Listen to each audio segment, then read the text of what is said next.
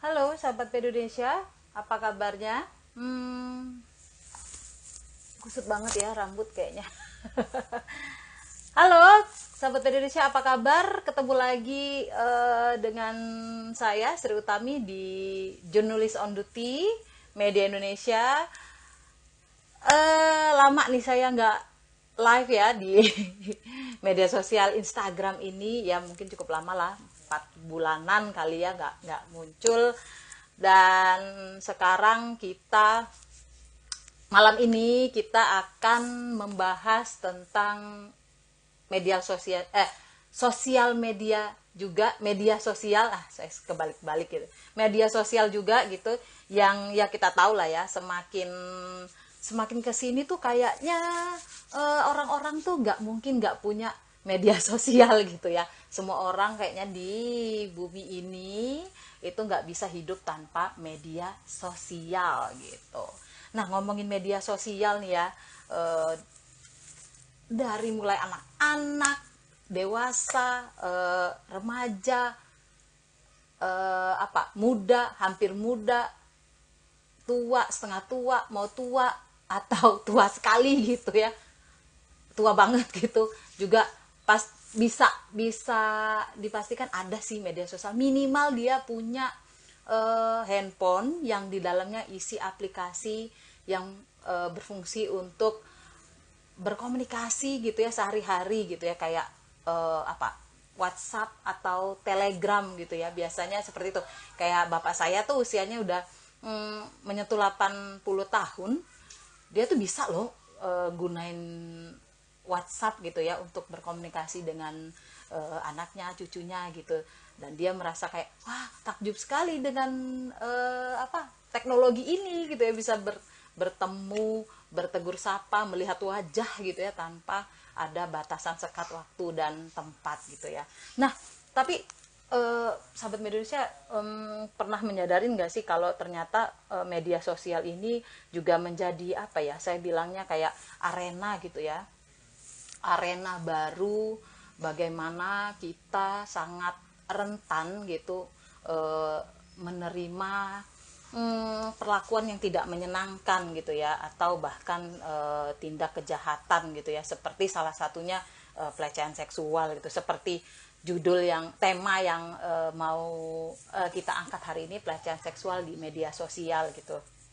Nah, ini memang agak sensitif ya kita bicara soal pelecehan seksual di media sosial, tapi kenyataannya ini terjadi gitu. Ini terjadi bahkan di apa ya, mm, media sosial yang paling private sekalipun, yang paling pribadi sekalipun, seperti aplikasi WhatsApp atau Telegram yang memang kita gunakan sehari-hari untuk berkomunikasi. Nah, kita hari ini akan berbincang. Saya sudah punya 2 narasumber. Itu pertama adalah sebentar, saya lihat contekan dulu ya. Saya tuh orangnya mudah lupa. Pertama itu saya punya narasumber, dia pakar teknologi informasi ITB, Mas Basuki Suhardiman. Lalu yang kedua ini adalah Putri Anissa Yuliani. Sorry, ini kayaknya saya ada oke, maaf, kayak ada gangguan sedikit. Gak nyaman gitu. Yang kedua itu ada Putri Anissa Yuliani, dia pengguna media sosial, sama seperti kita semua gitu ya, pengguna media sosial. Nah, berhubung semakin ini durasi semakin menyempit, saya coba hubungin dulu uh, Mbak,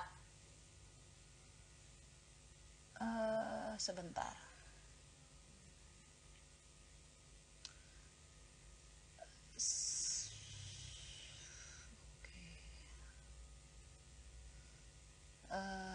Tunggu dulu ya, saya coba. Oke, saya coba hubungin Putri Anissa Yuliani. Oke, sebentar.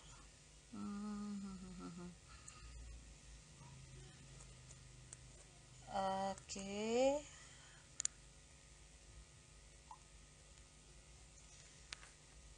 Oke, ini set. Kita udah terhubung ya sama Putri. Halo Putri.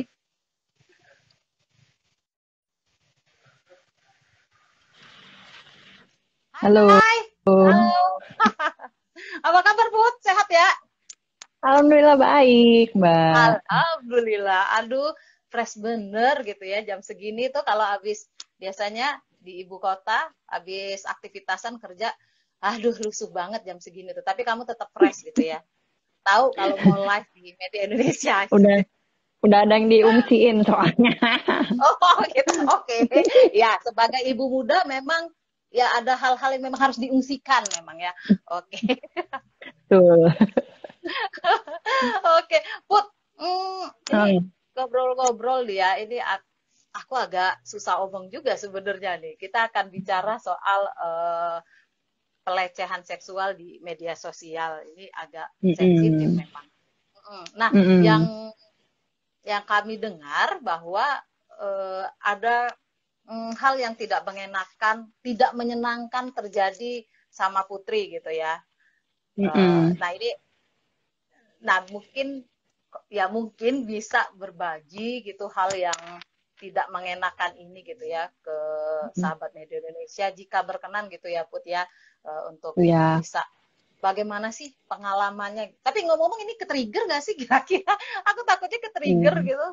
enggak sih. Slow Enggak aja ya? sih aku. Oh, Iya. salah. Oke, sip, sip, sip. Oke deh. Nah, itu gimana sih, Put? Ceritanya itu kapan terjadi? Kalau nggak salah itu di Telegram ya, Mm-mm. kejadian gimana, Tahun Put? lalu sih, tahun lalu kan pas ada gosip-gosip Ina Inu Ina itulah tentang eh, aplikasi chat tetangga, banyak yang rame-rame terus install Telegram kan.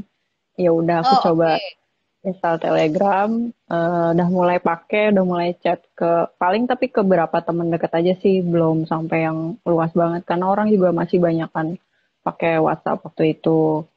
Hmm. Nah, eh, kemudian somehow ada orang yang suka miss call, tapi miss callnya bukan miss call voice note, tapi miss call video gitu. Sering banget Oh. nyoba-nyoba video call aku. Dan aku tuh padahal nggak pernah chat sama dia, nggak kenal, nggak pernah chatan, terus di profil itu nggak ada fotonya, kosong. Aku udah curiga kan, gimana sih kita nggak pernah gitu video call sama orang yang nggak pernah kita kenal, nggak pernah kita ajak chat, Ya, tahu-tahu kok video call gitu kan, sotoy banget, so kenal banget gitu. cepat. Jadi nggak pernah diangkat. Suatu kali sempet ke swipe keangkat, tapi abis itu aku matiin lagi. Udah Hmm. lama nggak pernah ada video callan lagi. Tahu-tahu ya Hmm. gitu, tiba-tiba aku dikirimin gambar karena awalnya kan kalau ada notif itu kan kayak cuman tulisan, nah, nih ada notif dikirimin gambar gitu. Aku Ah, kepo juga gitu, terus aku klik gambarnya. Ya ampun, terus langsung kaget gitu, apaan ini, langsung aku hapus ya. gambarnya, langsung aku blok orangnya. Udah dari situ nggak pernah lagi sih apa dia nyoba-nyoba video call lagi. Aku inget sih baru-baru aku inget tadi pas aku inget-inget juga dia sempat ngechat kayak halo Oh Putri gitu. gitu. Aku inget halo Oh. Putri gitu. Terus eh ini siapa? Aku jawab, ini siapa? Terus dia nyebut lah namanya D gitu inisialnya. Ini gitu loh. Ini siapa? Aku nggak punya nama nama nama temen kayak gitu. Mhm. Namanya dia gitu. Boleh aku sebut nggak sih? Tapi Nggak takutnya apa-apa. Biar lebih aman nggak usah aja kali ya. ya pokoknya inisialnya D gitu. Inisialnya D. Oke. Nah, tapi aku inget-inget kesini-sini tuh aku nggak punya nama temen inisial D ini, aku nggak punya nama seperti itu gitu, teman Kamu seperti sudah itu. mengingat keras gitu ya. Ada gak teman gitu ya Mm-mm. yang Adapun itu perempuan SMP udah lama banget lost kontak, jadi nggak mungkin kita tiba-tiba dia dapat nomorku itu kayak keajaiban banget gitu. Nah, inget nggak gitu-gitu terus aku nggak pernah. nggak pernah bales lagi abis itu. Nah itu dia, abis itu dia langsung ngirim foto itu gitu. Gambar. Oh, oke. Alat kelamin lah sebutnya, gitulah ya gitu. Aha. Shock banget sih waktu Waduh. itu, shock banget, sempet kesel. Tapi bukan yang bikin trauma sih, maksud aku kayak mungkin karena aku udah mental baja juga kali ya, nih orang pengen lebih kayak pengen ngehakimin dia sih sebenarnya gitu, kesel banget kayak gitu. Iya ada rasa gondok gitu ya. Apa-apaan Mm-mm, nih kurang mm-mm. ajar banget tiba-tiba kenal enggak apa enggak ujuk-ujuk ngirim yang Iya, begitu-begitu iya, gitu. Tapi iya. Mm-mm, komunikasi sama dia itu setelah dia mengirim gambar ataukah mm. sebelumnya? Sebelum, Oh sebelumnya. sebelumnya, tapi nggak kamu Mm-mm. tanggepin gitu ya?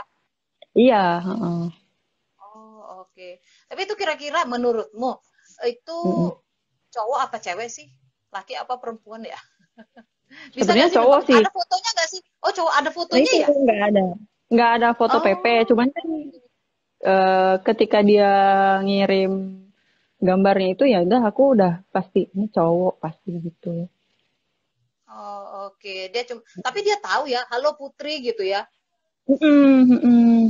Yang bikin bingung Jangan. itu juga Mbak, dia nggak ada nomornya gitu. Jadi cuma nama aja di kontak Telegramnya, itu cuma nama doang, nggak ada nomornya. Itu yang aku bingung sampai sekarang gitu. Mm-mm. Itu kita udah diperlakukan begitu, kita marah itu Mm-mm, akhirnya bingung juga mm-mm. mau marah sama siapa, mau ngelapor juga Iya, ngelapor sama siapa gitu ya. iya. Oh, Terus nggak ada nomornya oke. pula, bagaimana? Takutnya nggak bisa dilacak juga kan, orang nggak ada nomornya, kosong gitu. Cuman ada nama doang, D gitu. Udah, kayak gitu. Hmm, oke, itu dia berarti dari mulai dia coba kok nge-WA, hubungin kamu terus Mm-mm, mm-mm, minta video call itu beberapa mm-mm. berapa kali, Put? Dan Kayak seringnya kapan? sekitar Apa pagi, siang, mm-mm, sore gitu? random random aja, tapi keseringan tuh sore ketika kayak udah mulai mentok-mentok deadline kerja gitu, sore ke malam paling sering gitu. Waduh, wah beneran Mm-mm. tuh orang kenapa ya? Emang ada apa gitu ya? Aneh juga gitu. Iya, Kamu nggak kenal tiba-tiba bisa iya, mengakses kamu lewat Telegram, tahu pula nama kamu. Jangan-jangan iya. dia nyimpen kali KTP kamu, Put. Wah, PR juga itu. Makanya Atau ngeri juga. data-data yang lain gitu ya. Heeh, heeh. Ngeri juga sih waktu itu. Tapi udah sih, setelah diblokir nggak ada muncul-muncul lagi dianya di Telegram aku. Aku juga sempet sih waktu itu kayak uninstall uninstall gitu sementara Telegram. Tapi nggak berapa lama aku install lagi karena emang ada perlu juga gitu. Oke. Kan pakai Dan Telegram. dia nggak nongol-nongol lagi ya. Nggak ada lagi ya Mm-mm, mm-mm. menyentuh. Nggak nongol-nongol lagi. Alhamdulillah.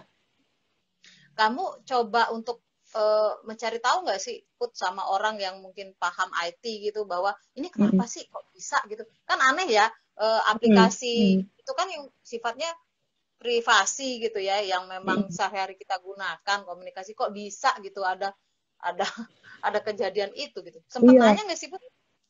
sempat ke suamiku kan IT juga, cuman dia juga nggak paham kok bisa sih nggak ada nomornya. Dia juga baru kali ini tahu ada orang bisa punya akun Oh, suatu aplikasi tapi nggak ada nomor. Itu dia juga baru paham, apakah memang sistemnya bisa dibuat seperti itu, dia kurang tahu juga gitu.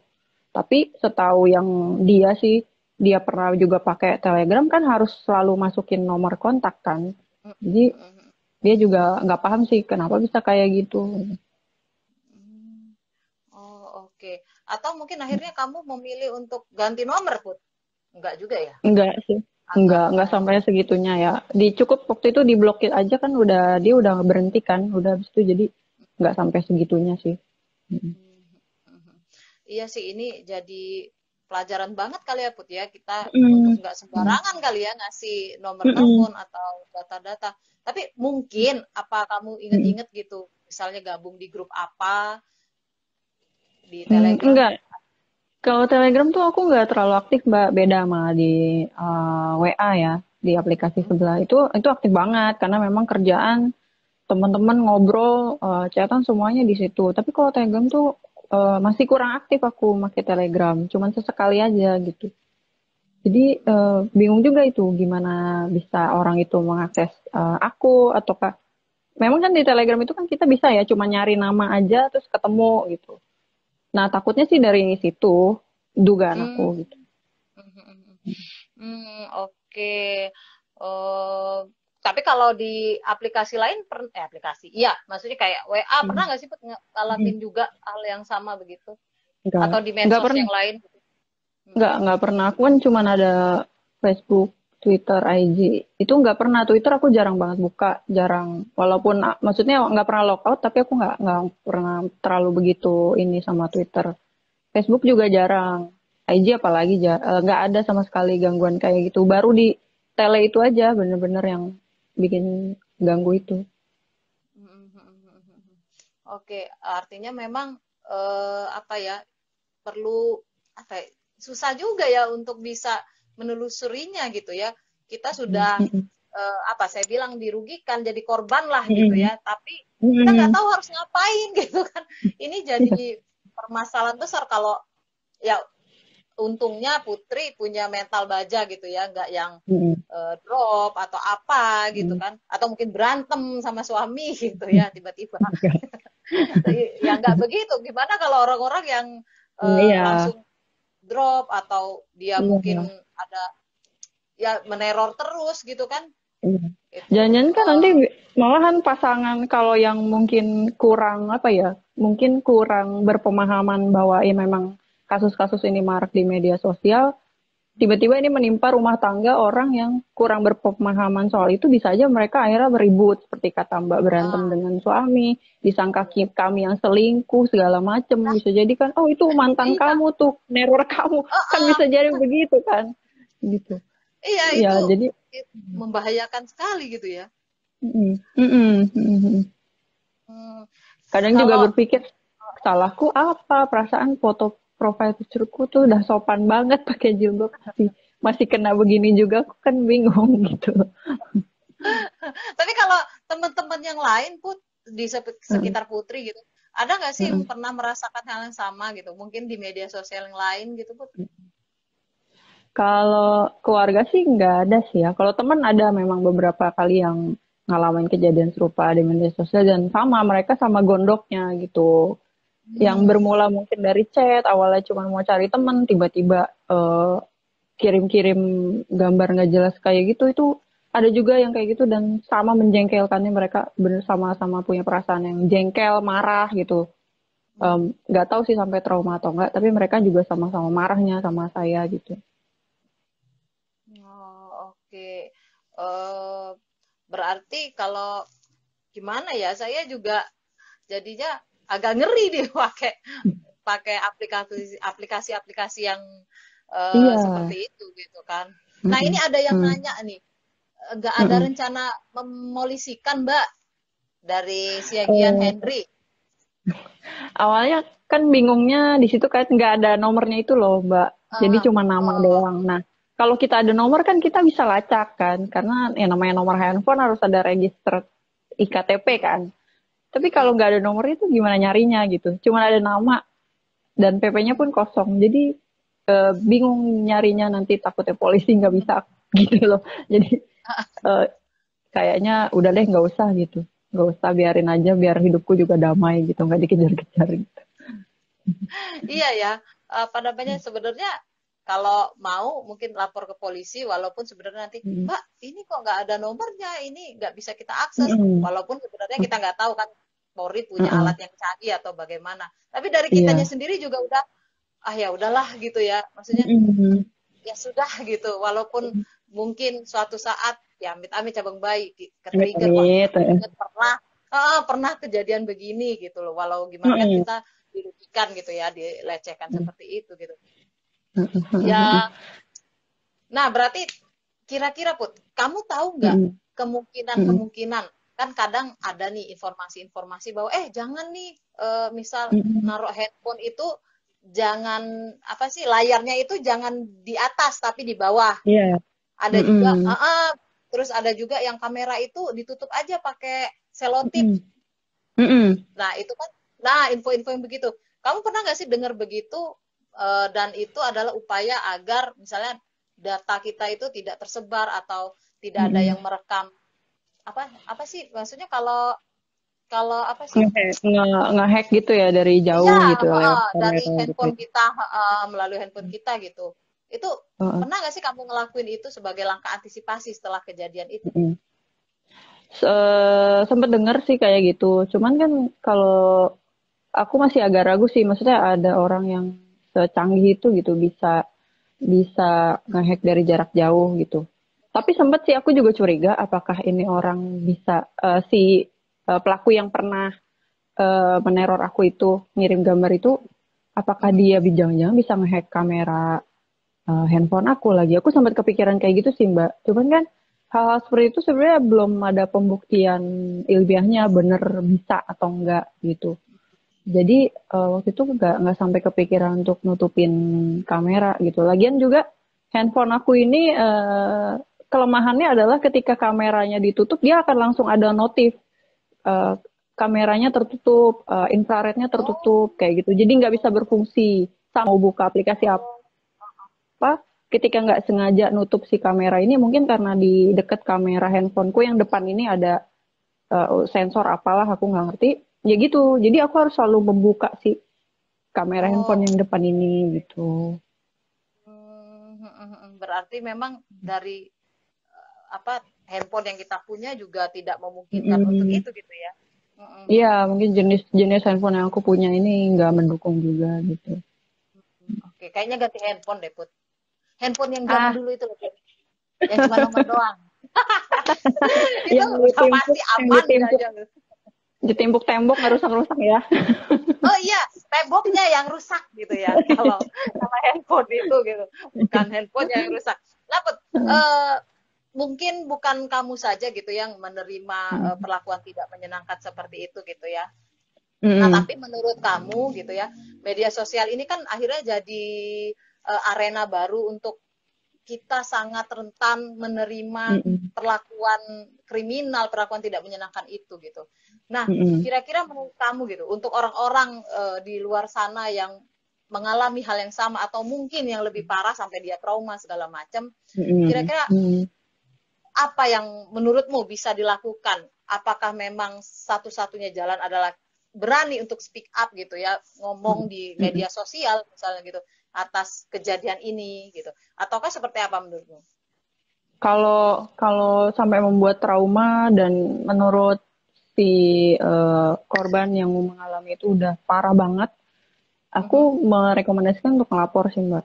Karena Oh, ini juga salah satu bisa jadi efek jerah ya bahwa kita perempuan itu berani gitu. Kita nggak menganggap ini siap, sebagai aib ya.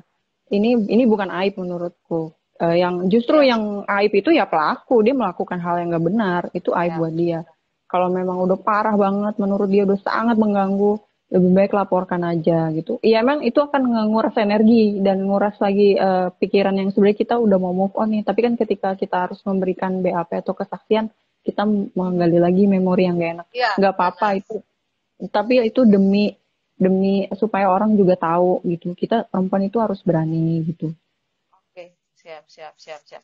Artinya seperti itu ya, perempuan Mm-mm. harus bukan membuka, melaporkan itu, mengatakan bahwa Mm-mm. memang ada hal tidak baik yang terjadi Mm-mm. agar Mm-mm. perbaikan ke Mm-mm. depannya tuh ada gitu ya, seperti itu. Daripada Mm-mm. kita diem-diem tapi terus Betul. terjadi akan makin banyak orang-orang ya Mm-mm. pelecehan ini bisa terjadi baik perempuan maupun Betul. laki-laki ya, gitu nggak Betul. sebatas perempuan Betul. saja. Oke, Betul. siap-siap kalau gitu. Oke Putri, thank you banget udah mau berbagi pengalaman getirnya gitu di JOD Media Indonesia gitu ya. Yang pasti ya hati-hati deh. Aku juga mulai hati-hati ini dengan media sosial gitu. Dan kalau bisa ganti HP tadi ya, biar aman. Ah, amin. HP yang zaman dulu gitu. Oke. Oke deh Putri, thank you loh Put. Ya. Terima kasih banyak ya Iya. atas Iya, berbagi. sama-sama, Oke, Mbak. bye. Dah. Oke, selanjutnya ya sahabat Media Indonesia tadi kita sudah berbincang dengan Putri yang pernah mengalami pelecehan seksual di media sosial di Instagram di apa di Telegram gitu ya. Aplikasi yang memang sehari-hari kita gunakan untuk berkomunikasi. Nah, selanjutnya saya akan berbicara dengan pakar IT ITB, Mas Basuki Suhardiman. Saya sapa dulu sebentar ya. Oke. Halo Mas Basuki.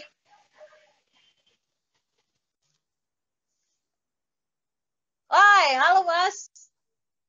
Iya.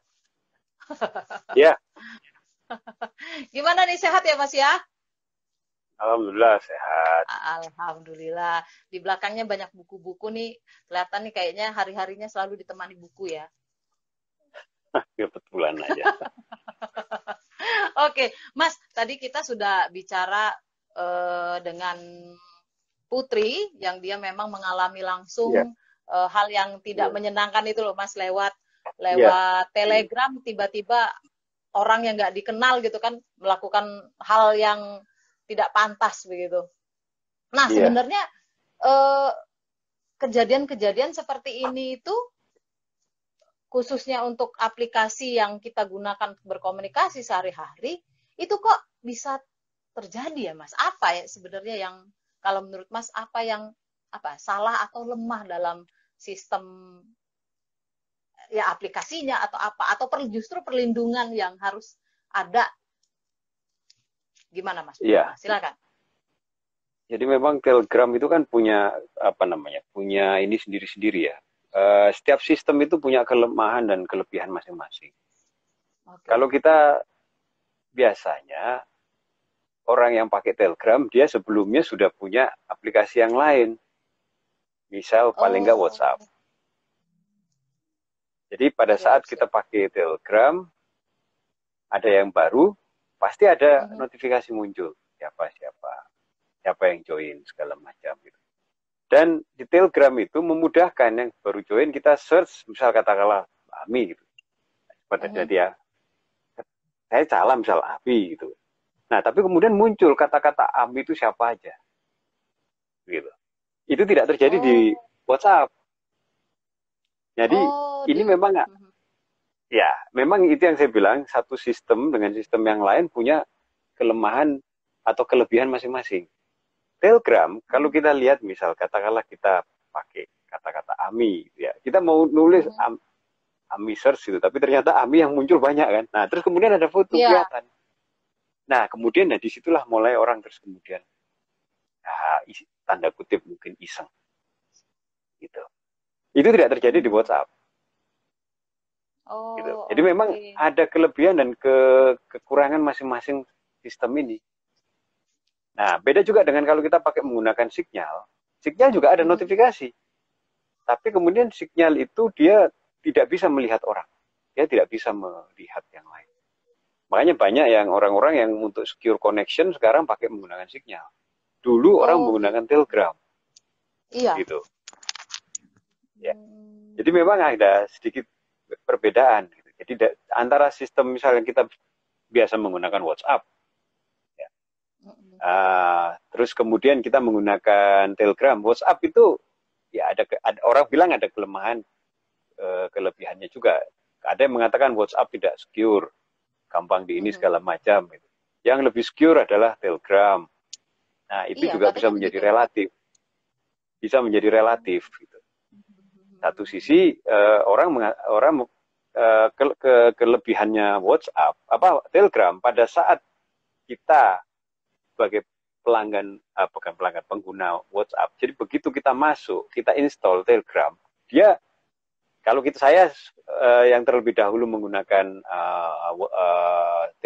Telegram, ada teman saya yang masuk yang tadinya menggunakan WhatsApp, baru kemudian dia install, itu akan muncul. Jadi saya bisa tahu kadang-kadang ini idenya bagus, ini baru masuk kadang-kadang kan, kita beritahu dia, halo ini. Nah, di satu sisi seperti itu. Walaupun nomornya itu nggak ada di kita ya, Mas ya? Walaupun nomornya itu udah ada di kita, iya. Jadi, nah terus kemudian kalau kita lihat di search di Telegram, kita bisa search kan. mau saya tadi cari namanya ini bisa macam-macam kan. Nah, dia memang punya mekanisme, misal katakanlah berdasarkan search nama, misal Basuki. Tapi baru kita ada BAS saja, itu sudah Basuki macam-macam muncul. Ada Baskoro, ada apa. Nah, itu yang kadang-kadang terus menimbulkan, terus kemudian ada foto profilnya. Ya namanya kalau udah seperti itu. Nah, itu kemudian kadang-kadang ada orang yang iseng tadi. Nah, itu sebenarnya yang terjadi. Itu terjadi. Berarti, jadi itu memang antara satu sistem dengan sistem yang lain agak ada punya kelebihan dan kekurangan masing-masing. Kekurangannya ya, oke. Artinya Telegram ini berarti lebih, kalau seperti itu, mungkin lebih banyak kali ya orang yang iseng terjadi di Telegram, menggunakan Telegram gitu ya Mas ya, dibanding kadang-kadang seperti itu. Kadang-kadang sebenarnya memang sulit, ini kan satu sistem itu dia tergantung anunya ya, tergantung si yang mendesain. Yang mendesain inginnya seperti apa? Inginnya dia kalau ada orang datang, teman baru datang, dia bisa diberi tahu bahwa temanmu baru aja masuk, kamu say hello gitu kan, misal begitu. Nah, satu sisi begitu, sisi yang lain dia juga memudahkan nih, cari grup, mungkin ada grup-grupmu yang di dalam sini yang kamu ingin join. Jadi itu benar-benar seperti kayak kita search engine, kita cari aja teman kayak di IRC dulu, Internet Relay Chat gitu ya. Nah, kalau IRC yang dulu zaman-zaman dulu itu kita tinggal cari itu nama siapa, ini siapa, barangkali ada. Kalau kita tidak mengetahui ininya ya. Nah, atau misal katakanlah di Skype dulu, Skype gitu. Jadi kalau Skype yang memulai dengan nama, ya kan, bukan nomor tapi nama, Basuki. Nah, ada Basuki Suhardiman, itu Basuki banyak macam-macam. Berarti kita bisa lihat, yang Basuki ini yang saya maksud. Begitu, bukan nomor. Begitu. Nah, itu memang satu sistem dengan sistem yang lain dia punya ini yang berbeda-beda. Jadi ya memang kadang-kadang agak mengagetkan tiba-tiba orang datang masuk terus kemudian dia search kok kayaknya ini saya ini aja. Nah, saya ya ada yang orang iseng terus kemudian saya goda atau saya kemudian ini ya hai gitu terus kemudian. Nah, terus bagaimana mengantisipasinya ya kalau kita nggak kenal ya kita balas saja dengan sopan juga. Tapi kalau dia mulai agak kurang aja, ya sudah kita blok saja. Itu mekanisme itu berlaku. Makanya kan kita bisa blok yang kita nggak tanda kutip tidak suka, kita annoying karena kita nggak tahu, gitu. Jadi idenya itu ide pembuatnya si Telegram ini atau ya beberapa yang lain, tapi terutama kasusnya Telegram. Jadi dia ingin memudahkan orang sebenarnya, tapi juga ada dampak yang lain, begitu. Teknologi selalu punya dua sisi seperti itu. Teknologi selalu mempunyai dua sisi. Nah, kita sebagai manusia, kita sebagai human, ya kitalah yang harus bersikap. Kita yang harus membuat sikap terhadap teknologi. Begitu sebenarnya. Prinsip besarnya. Berarti bukan karena kebocoran data itu bukan ya, Mas ya? Karena memang aplikasinya seperti itu gitu ya. Aplikasi seperti itu, iya. Jadi aplikasinya memang seperti itu. Nah, Telegram ini juga, jadi aplikasinya dia ada API namanya, Application Programming Interface. Jadi, misal katakanlah saya bikin misal kayak teman saya ada yang datang atau teman saya ada yang muncul, saya bisa langsung dapat notifikasi. Atau kita mesin dalam arti begini. Kalau kita sekarang zaman internet, kita misal katakanlah kita bisa bikin program. Terus kemudian mengaktifkan, misal katakanlah kalau di rumah kami itu rumah belum nyala gitu ya, ada notifikasi. Kalau dulu kan pakai SMS atau yang lain-lain, sekarang bisa pakai Telegram, bisa jadi kita bisa monitor. Misal katakanlah lampu saya masih mati gitu. Itu kelebihannya Telegram. Jadi banyak kemudahan-kemudahan yang diberikan oleh yang pembuat Telegram. Tapi sisi yang lain juga ada kelemahan-kelemahan yang muncul gitu. Selalu ada dua sisi. Gitu. Nah, itu pentingnya kita memang diskusi, kemudian mensosialisasi, dan ini juga pentingnya media yang saya bilang, media justru menjadi peran penting sebenarnya untuk bisa menjadi jembatan untuk orang bertanya, orang ya kan seperti ini seperti apa sih sebenarnya. Terus kemudian ada kan gini, di internet di anunya Telegram juga ada, tapi kan orang akan sulit gitu memahami, tidak semua orang paham seperti itu. Tapi kalau media ini kan bisa membuat sesuatu menjadi lebih mudah. dengan prinsip Iya. 5W1H-nya tadi. Itu salah satu yang tanda kutip salah satu yang kemungkinan bisa apa ya namanya media berperan banyak sebenarnya di zaman gitu gitu di zaman ini apa namanya di zaman informasi ini gitu. Karena tetap orang kan butuh klarifikasi, ini benar nggak sih yang seperti ini gitu. Iya, Ini bukan artinya sekedar publik pelecehan juga aja ya. harus diedukasi ya, Mas ya. Betul betul Jadi karena nggak kan ini sekadar, teknologi cepat sekali. iya. Nah itu juga, Mas. Itu gimana tuh kita bisa apa ya? Bisa mengikuti teknologi? Apakah memang cukup dengan regulasi yang seperti sekarang DPR sedang godok gitu kan, perlindungan data pribadi, ataukah butuh teknologi yang memang kita ikutin gitu ya perkembangannya, atau cukup regulasi saja? Satu-satu dua-dua harus dilakukan. Regulasi tetap bagi negara ya kan harus juga melindungi masyarakatnya kan sampai batas tertentu. Siap, Karena bukan pasti. negara inginnya melindungi semua. Tapi kan kadang-kadang ada kecepatan teknologi yang kemudian kita tidak bisa hindari begitu. Nah, kalau membuat regulasinya pasti akan terlambat gitu. Nah, karena itu edukasi menjadi penting di masyarakat. Nah, peran media bisa diperankan seperti itu sebenarnya. Mensosialisasikan, terus kemudian misal katakanlah itu cek hoax misal, cek apa, cek ini gitu. Apakah ini benar? Kadang-kadang kan gini, ada misal gambar apa siapa gitu, wah terus kemudian orang rame. Gitu. Nah, tapi Banyak ya terus begitu gimana ya. ngecek itunya? Ya, nah, sebenarnya di internet juga sudah ada yang kemudian mengklarifikasi itu. Jadi dengan kecanggihan teknologi dia bisa melihat, oh itu adalah overlay, gambar yang overlay, gambarnya tepat tapi waktunya tidak sama. Itu ada yang sampai seperti itu dengan teknologi machine learning segala macam itu bisa dideteksi. Nah, media bisa kemudian menjadi istilahnya jembatan untuk ke pemerintah, untuk ke masyarakat gitu ya.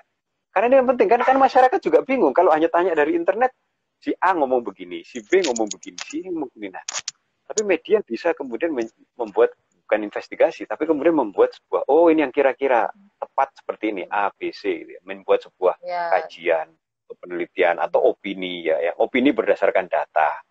Ya. Jadi sehingga kalau ada orang bertanya tadi, orang bingung, ya itu media bisa punya jawabannya. Itu salah satu kebayang saya seperti begitu. Iya juga ya. Ya memang sangat dibutuhkan gitu ya Mas ya, dengan semakin berkembangnya teknologi, kalau kita tidak dengan kecukupan edukasi gitu ya publiknya, ya jadinya seperti ini gitu ya. Make-make aja gitu ya media sosial atau aplikasi tanpa tahu ini minusnya apa, plusnya apa gitu kan, yang membahayakannya apa. Karena sejauh ini kan yang memang terjadi itu ini kebocoran data nih, ini kebocoran data gitu kan ya. Lalu muncul juga isu kayak yang tadi saya jelaskan ke Putri, handphone tuh jangan kameranya harus ditutup, terus jangan nah yang seperti itu sebenarnya jadi peluang untuk kebocoran data nggak sih Mas? Bener nggak sih kayak misal kita nggak boleh ngecas bisa. Bisa ya Mas ya, dengan USB beberapa bisa misalnya. tapi tidak sampai seperti itu juga gitu ya. Tapi artinya begini, itu kan masyarakat juga perlu mengetahui batas-batas itu gitu. Ya. Siap. Jadi misal katakanlah memang ada. Jadi misal sebenarnya simpel, misal katakan bagaimana setting. Di setting itu jadi sebenarnya teknologi itu netral, tanda kutip netral. Artinya begini, dia tergantung, orang bilang the man behind the tanda kutip the gun gitu ya. Jadi tergantung orangnya. Nah, tapi kalau orangnya tidak mengetahui, tidak cukup punya pengetahuan, akan menjadi berat kan. Berat dalam arti dia mungkin bisa jadi tidak tepat menggunakan teknologi tadi. Nah, inilah pentingnya edukasi sebenarnya. Nah, edukasi bisa dilakukan di perguruan tinggi dan sebagainya, tapi juga perguruan tinggi kan terbatas. Nah, inilah peran serta publik, masyarakat, dan kemudian ada misal medianya untuk bisa media kan artinya dalam arti pers. Pers ini kan bisa punya namanya kode etik jurnalistik. Bagaimana melihat data, bagaimana mengecek data, bagaimana kemudian mengklarifikasi ya kan. Pendapatnya si pakar A ini seperti ini, pendapat pakar B seperti ini, kemudian mungkin dilihat mana yang lebih tepat untuk satu situasi tertentu. Nah ini mungkin akan penting buat tanda kutip buat masyarakat sendiri. Nah terutama kan Ya ini korbannya kan banyak, maaf ini perempuan atau wanita gitu kan, yang tidak tahu, apalagi anak-anak nanti, ya kan? Nah, Anak-anak sekarang iya, kan Mas. sudah mulai pegang handphone. Kan kita juga tidak mungkin Iya. membatasi anak-anak untuk tidak menggunakan handphone. Yang kita bisa lakukan edukasi bahwa ini adalah alat. Alat tadi untuk apa? Misal untuk belajar. Bagaimana cara untuk belajar? Gitu. Terus bagaimana netik gitu, net etikanya untuk kemudian misal katakan membuka kamera, ya kan? Apa berkomunikasi. Nah, ini kan perlu edukasi semua. Ini kan sebenarnya suatu hal yang sangat dibutuhkan oleh semua orang sebenarnya. Itu kayaknya dasar banget gitu ya, Mas ya. Yang memang harus dimiliki oleh setiap orang yang memiliki gadget, memiliki media sosial gitu ya. Pasti sekarang mau nggak mau hampir semua orang dengan ada misalnya adalah gadget atau smartphone, dia mempunyai misal katakanlah akun di media sosial, ya kan? Mau di IG, anak-anak sekarang yang mulai IG, ya kan, terus kemudian juga Facebook, Twitter. Nah, bagaimana menggunakan Twitter dengan baik? Bagaimana menggunakan ini dengan tepat? Ya kan, dengan Instagram dengan tepat gitu kan. Bagaimana? Ini Instagram kan banyak, ini tools itu bisa banyak bermanfaat, tapi juga dia bisa menjerumuskan kalau dia tidak tahu. Nah, inilah pentingnya, ya tanda kutip, kalau bahasa saya itu multi stakeholder, banyak orang gitu ya, banyak yang berkepentingan dan kemudian memberi kontribusi, sharing. Orang Indonesia itu kan paling gampang tolong menolong sebenarnya. Nah, sekarang kita bisa wujudkan tolong menolong itu dalam banyak hal, termasuk tadi edukasi tadi. Karena anggap aja orang nggak ngerti, kadang-kadang ya banyak orang tadi ya, aduh dia dilecehkan, kirim ini, nah terus dia bingung. Nah, si sendernya mengirim itu, tapi si receivernya itu dia bingung, pasti bingung. Nah, tapi si sender ini juga tahu, apalagi maaf ini kaitannya dengan pedofilia segala macam itu kan anak-anak nggak ngerti. Ya, ada trik-trik tertentu sih, maaf orang-orang ini yang kemudian meng-attract gitu.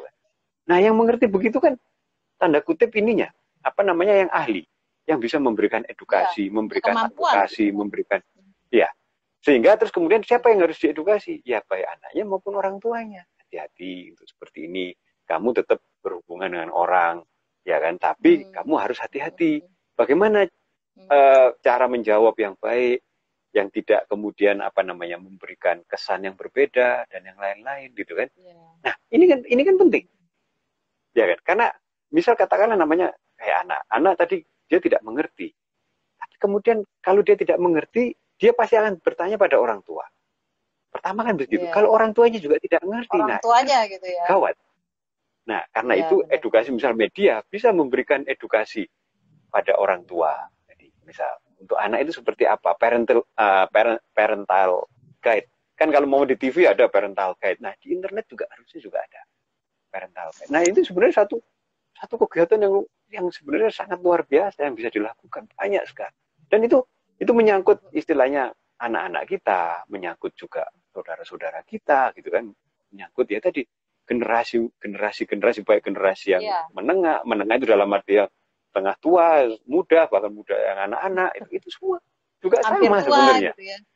Ya, nah ini sebenarnya yang harus dilakukan karena kalau tidak, coba bayangin ini misal katakanlah gini, ayo itu kan ada banyak sekali misal katakanlah saya pernah ada kasus yang lain dalam arti misal katakanlah apa perdagangan anak, perdagangan itu ya, uang segala macam yang kadang-kadang mereka tidak tahu, mereka dijanjikan sesuatu, ya kan? Nah, bagaimana orang itu bisa mendapat klarifikasi bahwa ini itu adalah hoax, ini tidak tepat, ya?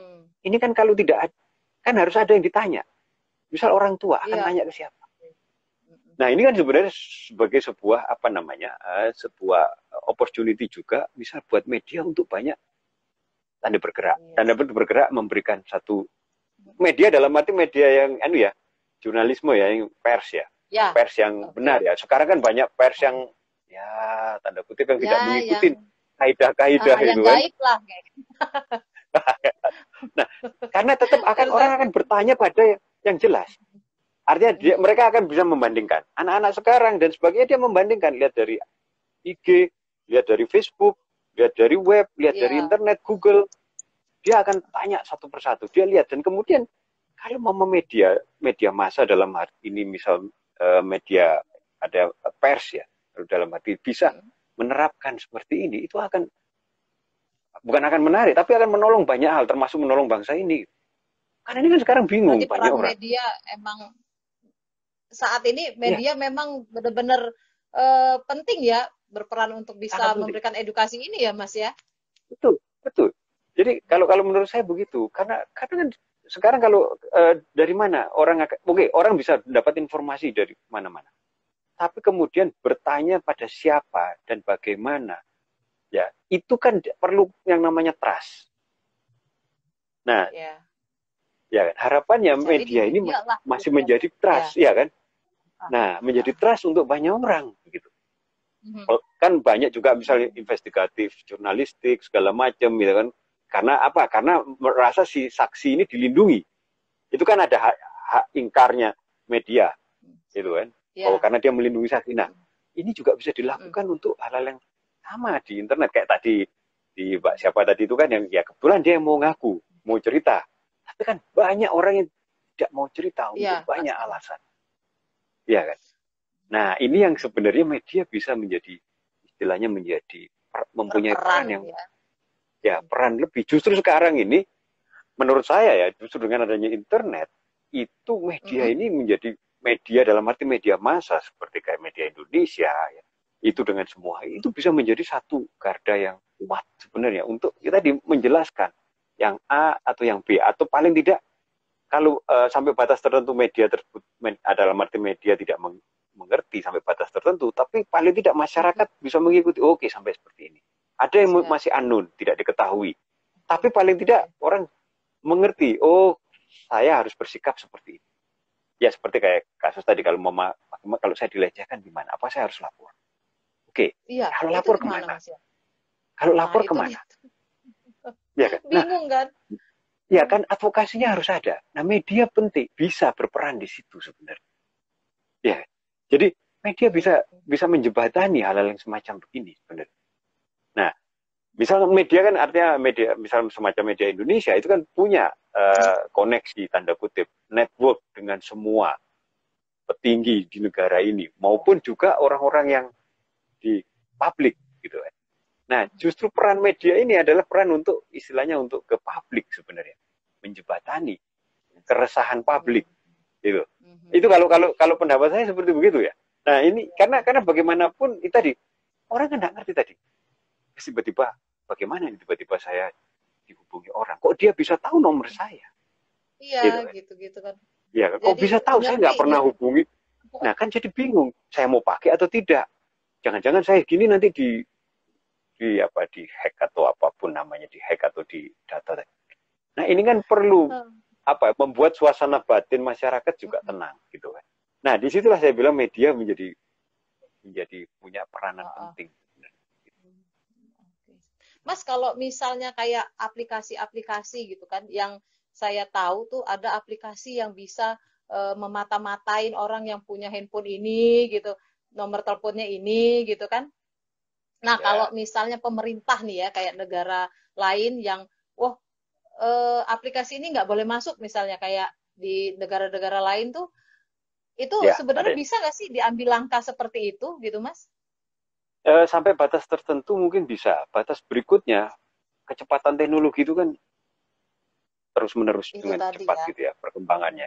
Jadi yang harus kita itu yang kenapa saya bicara edukasi. Karena bagaimanapun yang harus kita kuatkan ya manusia-manusia ini. Kita bicara mengurus orang, bukan mengurus teknologinya. Teknologi gampang, tanda kutip gampang, bisa dikejar. Tapi kalau begitu kita bicara dengan orang, kalau orang udah trauma misalnya, mengembalikan trauma itu berat kan? Aduh, gitu. berat ya, kan? Mas. Nah itu kan butuh ada apa namanya konseling dan sebagainya, gitu kan? Nah itu yang justru ini kan pendampingan tanda kutip, pendampingan semacam itu kan menjadi sangat penting. Karena orang ya seharusnya memang negara, tapi sampai batas tertentu negara kan juga tidak akan bisa mengurus semua hal, begitu. Peran serta masyarakat ini kan juga tetap harus dimunculkan, penting. Nah disitulah peran media, macam media Indonesia kan grupnya punya knowledge to elevate. Nah itu knowledge to elevate itu penting. Orang harus punya knowledge tadi kan. Nah, karena orang dengan punya knowledge, dia akan bisa memutuskan A, B, C, dan yang lain-lain. Dia bisa punya wisdom nanti. Kalau kita ada DIKW, ya, ada hierarki namanya DIKW, data, ada data yang baru, kemudian ada informasi, ada knowledge, and wisdom. Siap. Ya. Nah, kalau orang punya knowledge banyak, seharusnya punya wisdom yang lebih tinggi. Walaupun ada juga yang jadi monster. Saya punya kesempatan gini, ngapain saya pusing-pusing? Saya buat begini aja. Saya buat begini. Ada. Tapi jangan lupa bahwa ada orang juga tahu bahwa, ada orang yang perilakunya seperti itu. Nah, ini di dunia kan seperti begitu sebenarnya. Nah, ini yang sebenarnya knowledge itu yang perlu terus-menerus dibangun memang. Tetap itu poin utamanya ya Mas ya. Ya. Manusianya ya yang harus dibekali pengetahuan yang cukup ya gitu. Nah, ini betul, ada pertanyaan. Sehingga dia ada sahabat media Indonesia yang bertanya, jadi di Telegram sebaiknya tidak pakai identitas ya? Nah, ini gimana Mas? Ya, itu tergantung kita. Biar aman ya, kadang-kadang ada yang merasa bahwa saya lebih aman tidak menggunakan identitas atau identitas yang berbeda. Oke. Makanya kan ada kalau mama di IT itu ada namanya ISO 27001, keamanan informasi. Ya kan, informasi. Itu salah satunya, misal katakanlah harus dibedakan. Misal untuk urusan handphone atau gadget atau device untuk urusan pekerjaan dengan urusan yang pribadi, itu harus dibedakan harusnya. Karena pada saat dia tidak bisa segregation-nya of duty-nya tadi itu tidak jelas, tanda kutip tidak jelas, itu dia punya banyak kemungkinan untuk itu tadi terjadi. Nah, makanya kembali lagi, apakah identitas harus dihilangkan? Ya, itu kembali ke masing-masing. Gitu. Ada yang merasa secure. Nah, kita bicara Maslow ya. Ya, secure-nya di mana? Secure-nya kita pakai tidak kita munculin nama atau tidak kita munculin wajah kita. Ya sudah itu. Kalau dia merasa itu bagian dari dia secure-nya seperti itu ya kita nggak, itu hak dia. Gitu. Tapi misal untuk hal tertentu, misal negara harus bercampur, misal gini. Ya, foto KTP kan harus kelihatan. Kalau waktu foto kan nggak mungkin ditutup begini gitu kan. Nah, harus terlihat. Foto paspor juga begitu kan. Nah, itu kan hal-hal semacam itu yang harus dilakukan. Bahkan kadang-kadang kalau perlu ya, kalau mama, bagaimana kalau saya harus share KTP? Kita kasih watermark aja. Ini loh, ya saya ini Basuki, tapi kemudian di sini ada watermark tertentu gitu, sehingga yang menunjukkan bahwa itu adalah saya sudah menandai gitu. Saya punya tanda khusus gitu. Nah, itu tergantung masing-masing individu nanti. Nah, tapi masing-masing individu kita bisa kasih option dengan cara kita bangun knowledge-nya. Begitu. Itu kalau saya melihatnya seperti begitu. Berarti yang lebih bisa lebih efektif gitu ya, Mas, memberikan pengetahuan yang mumpuni untuk publik kita ini sebaiknya seperti apa, Mas? Apakah memang lebih ke visual ataukah kayak jurnal-jurnal seperti itu? Karena kan kalau saya nih ngerasanya bahwa masyarakat kita kan masih sangat minim ya untuk mau membaca gitu ya. Lebih efektifnya di mana, Mas? Ini kan kadang agak repot juga kalau kita bicara ini. Mungkin akan visual. Sekarang dengan visual akan lebih mudah kan. Ya, nah, tapi visualnya kan terbatas juga kan. Artinya terbatas itu tidak terus kemudian semua divisualisasi, tidak. Nah, kembali lagi itu kadang-kadang saya bicara back to square one. Memang kadang-kadang kita nggak baca. Nah, tapi bagaimana attract orang untuk membaca? Kan pasti mungkin dari kayak tadi ada gambar dulu. Dari gambar kemudian orang akan tahu semacam ini. Kembali lagi nanti strategi tadi, edukasi tadi. Ya kan, bisa katakanlah kalau untuk anak kecil, anak SD, dia pakai handphone, kepentingannya seperti apa? Gitu. Itu kan harus dilihat. Anak SMP seperti apa? Anak SMA seperti apa? Mahasiswa seperti apa? Bisa berbeda-beda kepentingannya. Terus ibu-ibu seperti apa? Misal katakanlah, ini saya berikan ada satu senior saya itu, dia udah lama nggak pegang handphone, hanya SMS. Begitu dia pegang yang smartphone, kan di situ ada YouTube, ada segala macam. Tiba-tiba ya berubah, cara berpikirnya berubah lagi. Bahkan, waduh, saya lebih dari 10 tahun hanya pakai SMS. Wah, kacau. Saya nggak ngikutin perkembangan, saya ketinggalan banyak. Nah, tapi itu tapi memang ada yang situasi seperti itu ada. Nah, itulah peran tadi ya mungkin nanti readings club, perpustakaan, atau misal tadi media mengadakan. Nah, media paling, kalau saya makanya berharap banyak pada media, karena media bisa menyebarluaskan tadi pengetahuan-pengetahuan tadi secara tepat. Ya, dan pasti akan juga ada kontrol dari publik, ini benar, ini tidak, itu kan ada istilahnya two-way communication. Kalau dulu kan hanya one-way communication, sekarang jadi two-way communication. Tapi tetap orang butuh reference. Ya kan? Dia misal katakanlah tetap butuh bacaan buku, oh ya aturannya seperti ini, oh boleh ini, tidak boleh ini, can do ini, nggak boleh ini, kan begitu. Best practice. Atau kalau dulu di internet awal-awal namanya FAQ, frequently asked question. Apa aja yang paling sering ditanyakan orang, begitu kan? Ini. Dan terus kemudian orang bertanya apa, jawabnya ini. Jadi itu yang jadi banyak hal yang tanda kutip yang kita bisa ekstraksi menjadi sesuatu yang praktis. Misal katakanlah, bolehkah anak saya menggunakan handphone? Ada yang menjawab boleh, ada yang enggak, ada yang wah dia bingung, gitu. Bahkan ada teman itu yang kemudian tiap Sabtu Minggu tidak boleh pakai handphone. Acara keluarga. Ada yang strict seperti itu. Nah, itu kita bisa sikapi dengan wise. Memang ada yang memang dibutuhkan seperti itu. Karena kalau tidak dikit-dikit dia buka, ada message nggak gitu kan? Apalagi kalau temannya banyak dikit-dikit gitu. Ya, dia nggak konsentrasi gitu. Nah, dia harus bisa diajarkan kan memilah kapan dia harus konsentrasi, membaca, menulis, gitu ya kan? Kapan dia harus chat dalam arti membalas message dan sebagainya. Nah, ini kan perlu ya kan dikenalkan ke kawan-kawan itu juga. Bagaimana juga membalas tadi chattingnya, bagaimana dia harus pick up atau checking information. Kalau mama wartawan kan misal ada 5W 1H, bagaimana dia harus cek bahwa narasumbernya benar, bagaimana peristiwanya ini benar, bagaimana ini benar. Ya itu kan check and recheck lagi, double check kalau bahasa. Nah itu semacam itu bisa dikembang luaskan sebenarnya. Nah, itu yang sebenarnya menjadi satu challenge yang besar sekali, dan kita boleh dibilang nggak ada. Besar banget memang, Mas. Makanya saya berpikir apakah memang ini soal teknologi, soal ancaman dari teknologi ini gitu ya, baiknya juga masuk dalam kurikulum sekolah misalnya gitu, Mas.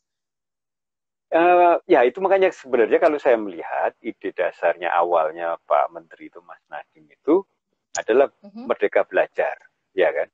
Artinya merdeka itu freedom. Artinya kita bisa freedom itu bukan freedom suka-sukanya, tapi dia mengembangkan pemikiran ya, tapi kemudian dia bertanggung jawab. Freedom itu dasarnya dia ada responsibility, ya kan?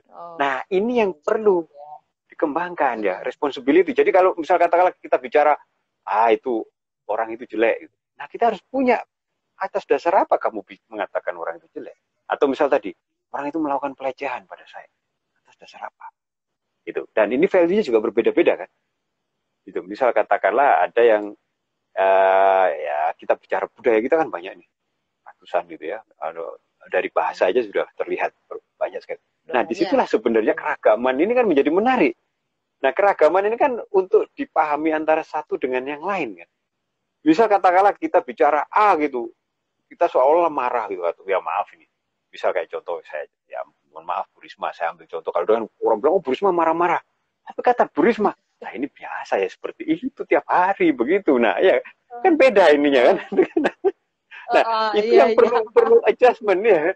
Nah ini juga media bisa sebenarnya menjembatani hal yang semacam begini. Nah ini ya kadang-kadang Pak, ini kan ada orang nggak benar seperti ini, masa saya harus diamkan? Ya betul Bu, ya harus dimarahin, tapi ya marahnya kan juga harus tidak terus kemudian dari sisi yang lain ya harus wise juga begitu kan. Banyak hal yang seperti itu kan banyak sebenarnya yang menarik begitu.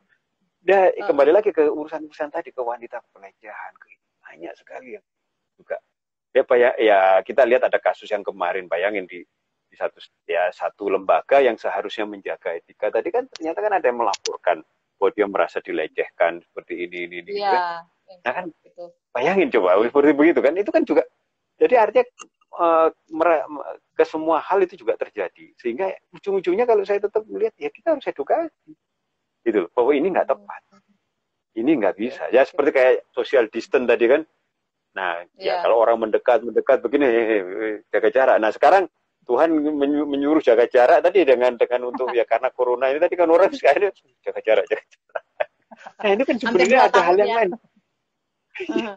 Nah tapi itu juga artinya kan juga akhirnya menimbulkan hal yang baru. Oh, jangan-jangan memang selama ini kita terlepas, kita banyak hal, kita menganggap itu, mengignore, ya mengabaikan banyak hal misal. Nah itu contoh-contoh seperti itu mungkin yang bisa dikembangkan. Sama Jadi, aja kayak media. misalnya kayak informasi-informasi yang bohong begitu, hoax kayak gitu Mas.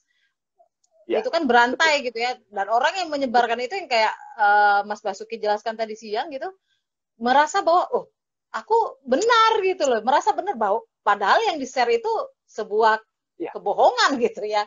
Nah hal-hal yang begini yang banyak ya terjadi di masyarakat kita gitu. Ya orang bilang gegap apa ya namanya, shock, culture shock gitu. Nah misal katakanlah begini, kadang-kadang kita bicara kalau mama dalam satu ruangan gitu ya, ada banyak orang, terus ketemu teman lama, kadang-kadang wow hebohnya luar biasa. Dia nggak sadar bahwa ada orang lain sekitar. Kayak misal katakanlah kita di bis lah di apa namanya LRT atau di Trans Jakarta itu ketemu teman, wah begitu kan udah lama itu dia lupa bahwa sebelahnya itu ada orang lain gitu. Ada orang lain gitu kan yang mungkin terganggu. Ada orang lain gitu kan. Iya yang mungkin terganggu. Nah ini kan juga sama. Hal-hal yang semacam itu juga. Jadi dia nggak ngerti bahwa dia tidak tahu, dia tidak sadar bahwa dia itu ganggu orang lain gitu. Nah harus ada yang menyadarkan. Oke. Ya, dengan cara yang baik gitu. Media lagi gitu ya. Itu media bisa menjadi peran sangat sentral untuk hal ini begitu. Gitu. Itu kalau saya melihatnya begitu. Gitu. Oke. Mas terakhir nih Mas, untuk pengguna Telegram lah saya bilangnya gitu ya, atau aplikasi yang lain, kira-kira apa yang bisa dilakukan untuk mengantisipasi lah Mas agar tidak terkena hal seperti yang Putri alami sebelumnya tadi gitu, juga di media-media sosial lain. Kira-kira tipsnya apa Mas? Silakan Mas.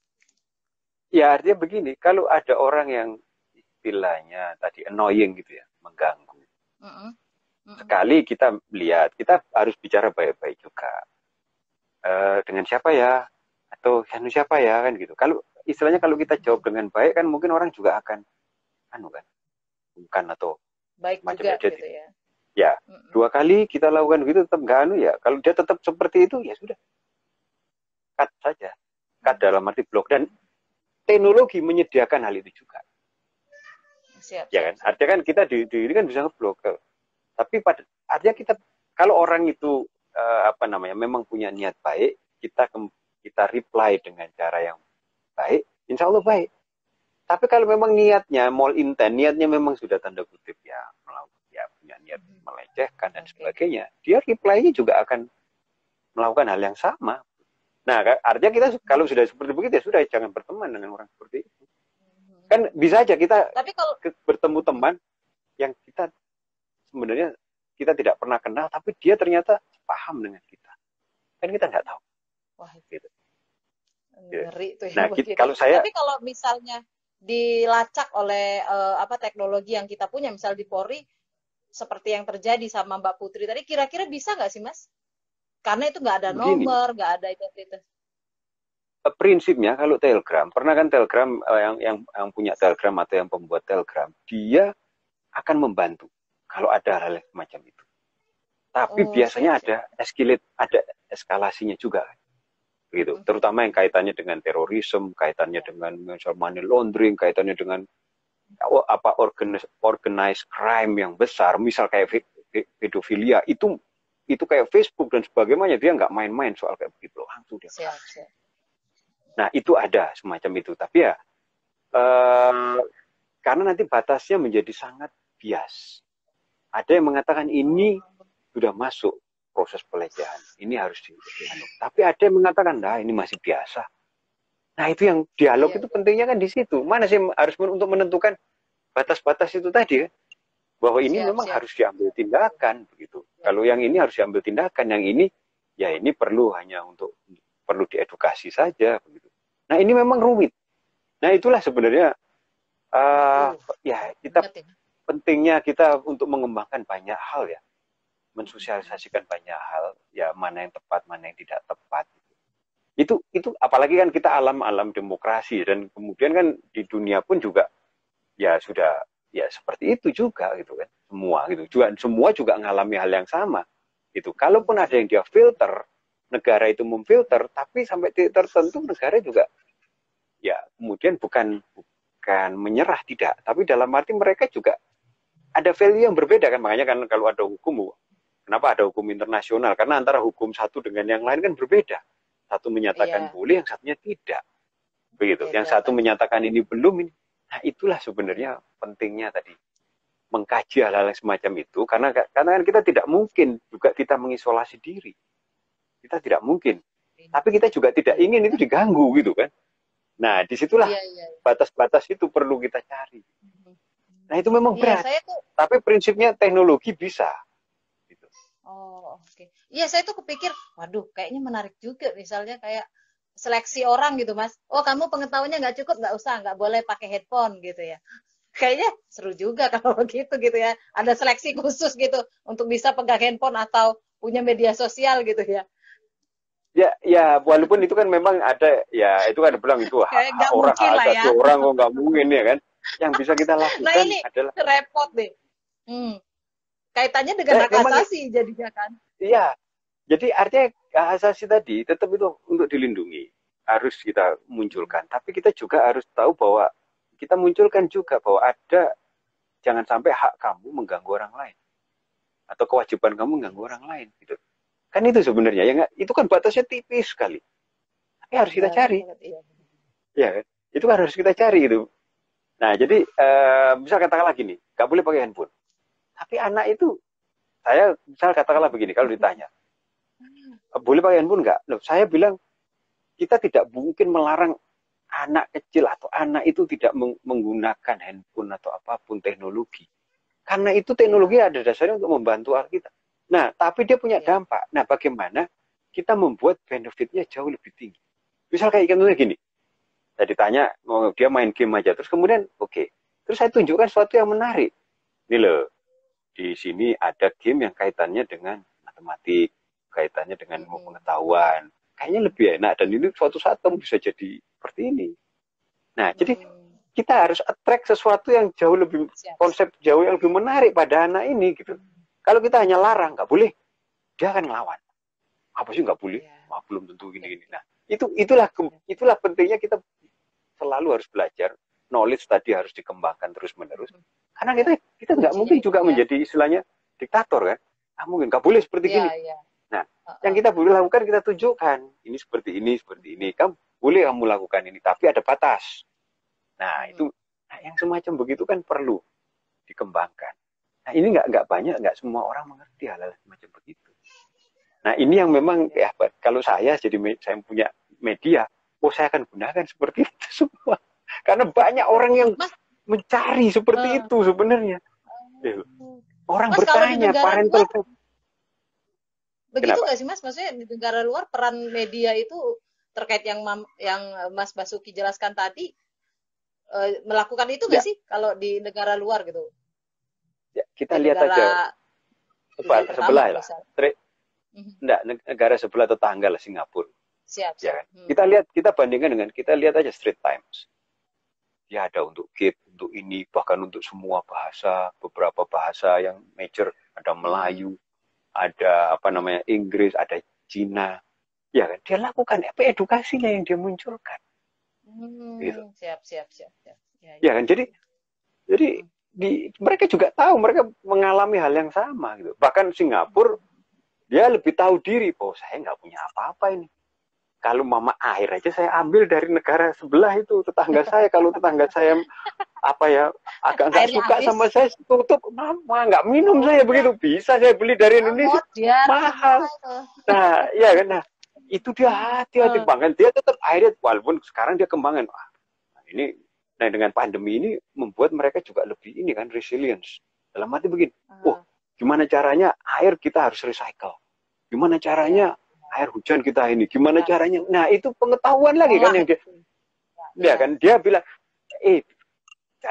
saya niat baik dalam arti begini.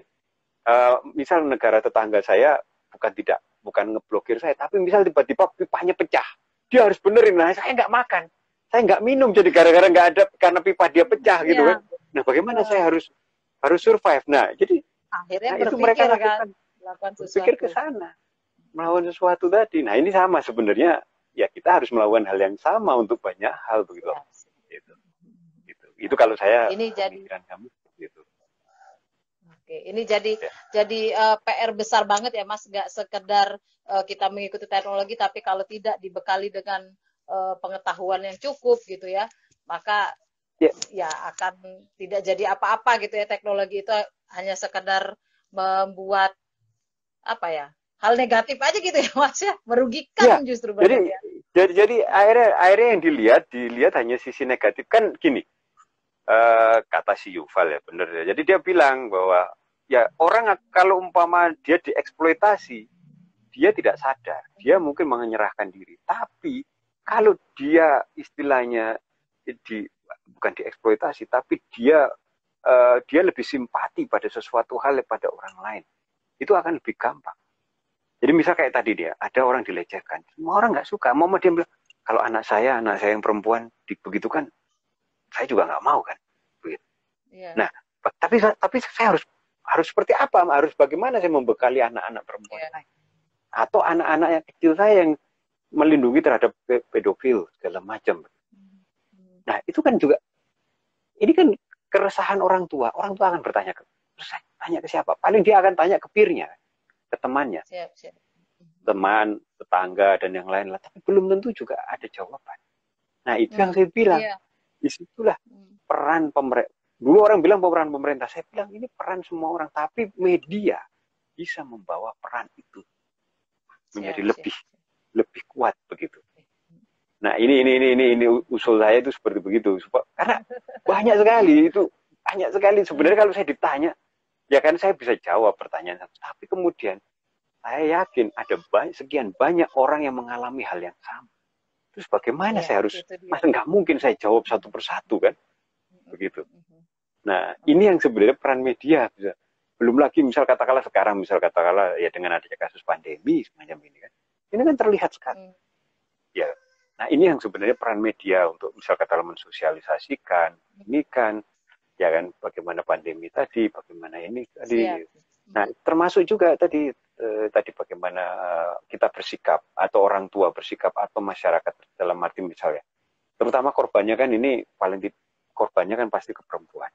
Atau kalau pedofil korbannya ke anak-anak gitu kan. Nah, itu kan yang harus dilindungi. Gitu. Padahal itu kalau menurut gimana? Iya, ini juga sebenarnya juga dari Komnas Perempuan itu berdasarkan data yang mereka milikin gitu Mas ya. Iya. Pelecehan seksual itu justru semasa pandemi ini dia berpindah ke media sosial gitu, dan jumlahnya itu 2 kali lipat naik loh Mas dalam 1 tahun pelecehan seksual melalui media sosial gitu ya. Tapi dia tidak spesifik sih apakah melalui WhatsApp juga atau Telegram juga, tapi menurut data mereka memang meningkat tajam sekali gitu. Pelecehan seksual itu gitu, khususnya itu ya. Nah, ini kan harusnya juga jadi pengetahuan yang membuat kita harus evaluasi gitu ya Mas ya, bahwa pentingnya edukasi, knowledge tadi gitu kan. Iya. Ya, karena kan gini, sekarang kan pada saat pandemi orang di rumah. Pada saat dia di rumah, dia kan hanya buka handphone. Gitu. Iya, sama kayak saya Mas. Sama saya juga gitu kok. Tenang aja, semua juga gitu. Kerja juga sama. Ya. Jadi akhirnya kan di sisi yang lain karena yang biasanya tadi dia kerja, biasanya dia misalnya kalau di Jakarta mungkin ya jam 5, jam 6 sudah harus ya untuk sampai di kantor jam 8 itu sudah harus 2 jam, 3 jam sebelumnya persiapan. Sekarang kan kemudian tiba-tiba waktu itu dia hanya jam 8 on misal gitu. Nah, dia punya banyak waktu. Nah, di situ kemudian itu yang terjadi kemudian. Ya tadi kalau saya melihat sekilas mengamati, dengan perilaku tadi ya, artinya dengan apa yang perubahan changing behavior tadi, kan orang kemudian bukanya ke handphone. Nah, kemudian mulailah di situ terjadi ya tadi banyak hal gitu, baik itu opportunity maupun juga nah itu nah apalagi kan biasanya orang minimum sekarang punya tidak satu, iya Mas, dua. Ya. Iya, saya dari zaman BP punya 2, Mas. nah ini tetap artinya kan begini, memang banyak himbauan. Jadi kan himbauan wise lah menggunakan atau bijaklah menggunakan gadgetmu. Tapi kadang-kadang orang nggak tahu bijak itu yang seperti gimana sih. Nah, iya. Ya. Benar nah, juga. Itulah kenapa itu kan perlu ditunjukkan contohnya. Bijak ini seperti ini. Ini seperti ini. Makanya kan Mama saya pernah ditanya ada saudara atau ini ya, kemudian bagaimana saya harus menyikapi kalau ada hoax kayak gini, itu hoax atau bukan? Saya bilang ya tanya aja pakai itu di mana. 5W 1H pakai prinsipnya wartawan aja. 5W sebenarnya itu dari siapa? Terus kapan? Oh nggak tahu, dia juga nggak tahu ya. Sudah kalau nggak tahu kamu juga nggak jelas, kamu ikut-ikut nyebarin yang nggak jelas gitu kan gitu. Nah jadi saya mulai yang hal yang simpel-simpel aja seperti begitu. Tapi ini benar dari si ini. Tanya lagi, dia dari siapa? Dia juga dari orang lain.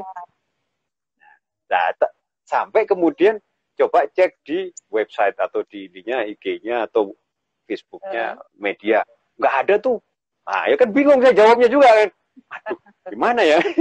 Nah, itu yang sebenarnya sampai kemudian iya kan? Jadi artinya kan gini, kita harus memberikan bahasan yang logik.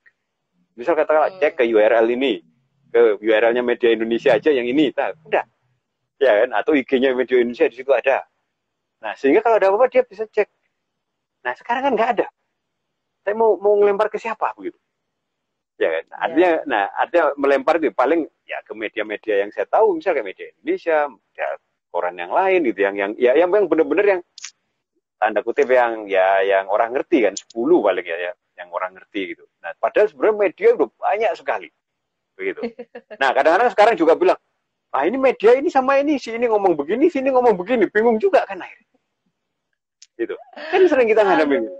Ya. Iya. Nah, itulah pentingnya media-media yang artinya justru pers dengan dewan persnya segala undang-undang pers itu kan justru bisa menjadi peran yang saya berani mempertanggungjawabkan apa yang kami sampaikan.